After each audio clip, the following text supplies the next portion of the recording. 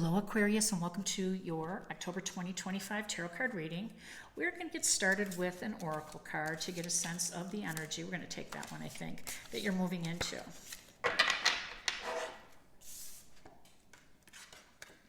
A starry night. The beaming and glistening light from the stars reminds you that there is hope for your future. I love this.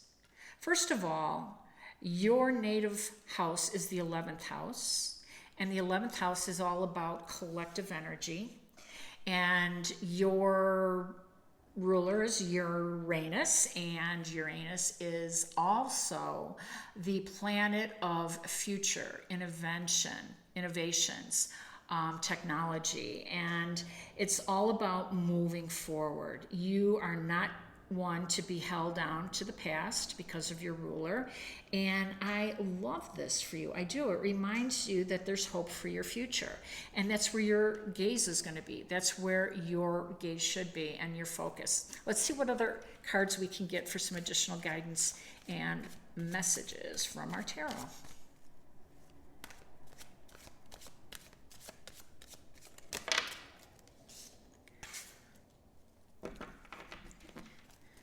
Hierophant, Judgment,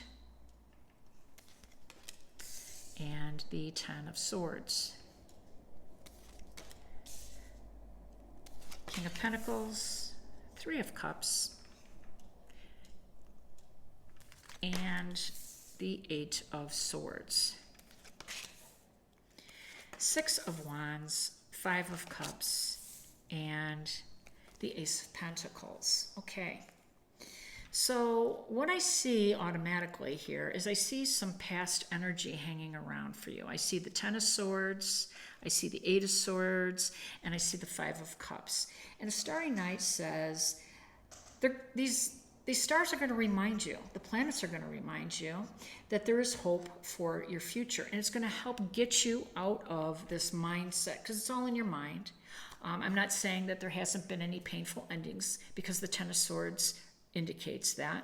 But the Eight of Swords is you being tied up, unable to move on, unable to think about something else, and to, have hope for your future.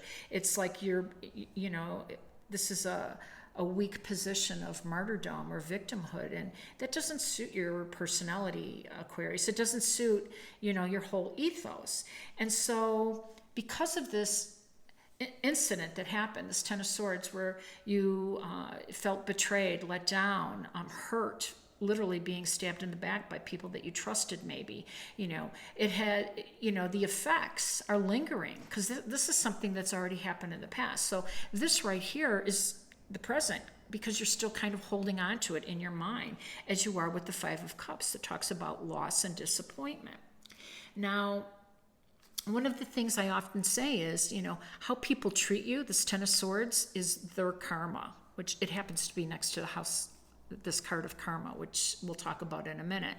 How you react to it becomes your karma, So you see, you only have a choice of how you're going to respond to something that's over, because this is you in the present state of mind, dwelling over something in the past.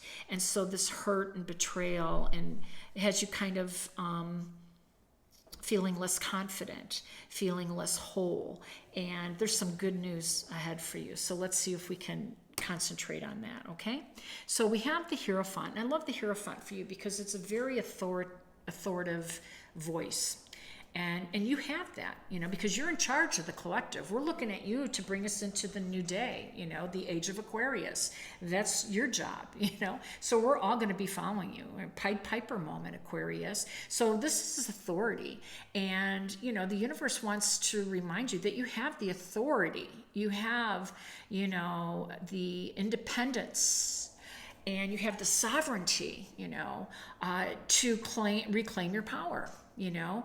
And in order for you to do that, so that you don't carry this forward, because that's what happens to our disagreements and our hurt and our betrayals. They become like carry-on luggage, right? We take them with us. Even though we're here, we're getting, you know, some abundant opportunities, and we're experiencing some joy and celebration with friends, you know, out of the blue, we get, you know, kind of pulled back into this mental hell loop that we've created because of this past experience, because it became our carry-on luggage. So we're going to get rid of it, you know, and you're going to get rid of it once and for all with the Judgment card. Now, the Judgment card is total Pluto energy. And let me tell you something.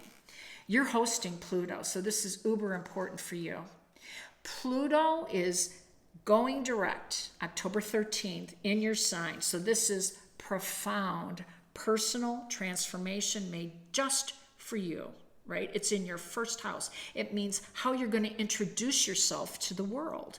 You don't want to introduce yourself to the world as a victim or a martyr, you know, or, you know, going around and reliving a story by telling it to people. You know, you want to share your experience. And here's some advice, and it's tough advice, but, you know, continue to share the same sad story. And we have them. All of us have had them. And I don't mean any disrespect for those of you who have gone through some painful situations. But the fact remains is when we continue to tell the same old story, we do kind of create our own hell loop. And by the way, people who love us and are joyful for us and want to celebrate with us for our wins, you know, and are there to help us through hard times, they don't want to hear the sad story all the time either, because they want to help you, and then they realize they don't know how. So then they feel, you know, bad. They feel less than. So, you know, yeah, there's people out there that, you know, really weren't your friends and maybe hoping for some, you know, unfortunate incident, because those actors are out there too.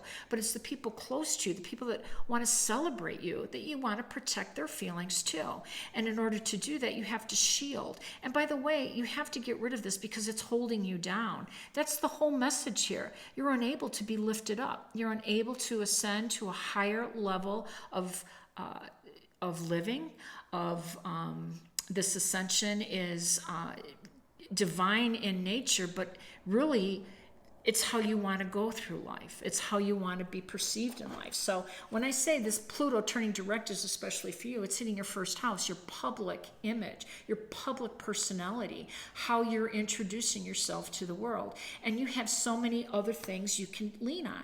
Introduce your wins. The Six of Wands says that you have been very successful business person. The King of Pentacles is a king Midas. Everything you touch turned to gold. All right, maybe that's a little exaggeration, but you did well for yourself. You have success. You have, you know, great stories to tell, happy stories, you know, and you have to leave the old ones behind. Now, you're not supposed to take all of the stories with you, because that's karma too, by the way.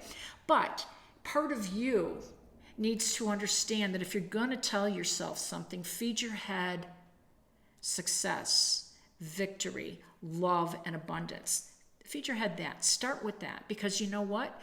You're in charge of your mind, nobody else. And if you're not in charge of your mind, that means your mind's in charge of you, and that is why you're not able to step up, raise up, ascend, and move on toward this King of Pentacles position that is waiting for you. All right.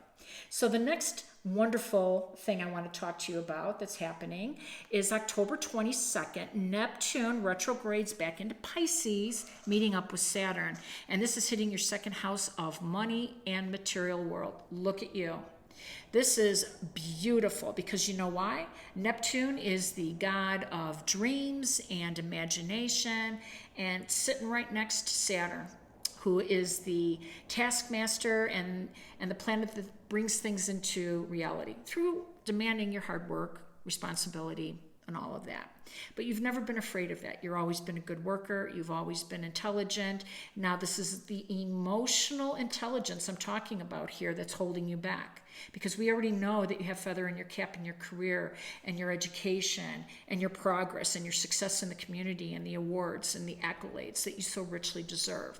So it will come to fruition. I love this. I do, because, you know, dreams can come true. This is a manifestation period for us all. So get focused, right? The Starry Night says that there's hope for your future.